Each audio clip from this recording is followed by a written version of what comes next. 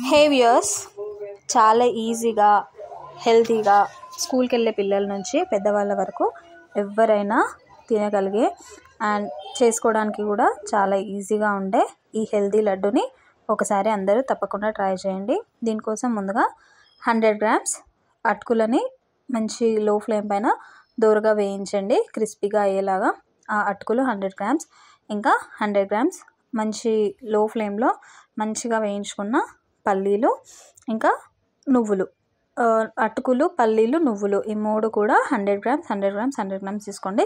అంటే ఈక్వల్ క్వాంటిటీలో తీసుకోవాలి అనమాట.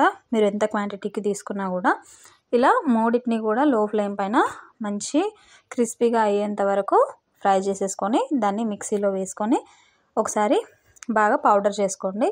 ఇందులోకి 150 గ్రామ్స్ తురిమిన బెల్లం వేసుకొని ఒక్కసారి జస్ట్ ఒక పల్స్ ఇవ్వండి చాలు. అలా ఇచ్చిన తర్వాత అంటే బెల్లం మొత్తం కలిసిపోవాల్సిన అవసరం లేదు అందులో.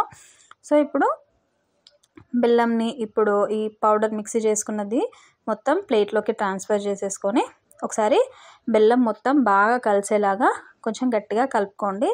ఇంకోటి ఏంటంటే పల్లీలు, నువ్వులు, ఇంకా అటుకులు మూడు కూడా కొద్దిగా వేడిగా ఉన్నప్పుడు మాత్రమే మిక్సీ పట్టుకుంటే ఇలా లడ్డు చేసుకోవడానికి వీలుగా ఈజీగా ఉంటుంది. ఇందులో నెయ్యి కానీ, పాలు కానీ, వాటర్ కానీ, డ్రై ఫ్రూట్స్ కానీ ఏమీ యాడ్ చేయట్లేదు. మీకు కావాలి అనుకుంటే కొంచెం నెయ్యి, డ్రై ఫ్రూట్స్ కూడా యాడ్ చేసుకోవచ్చు.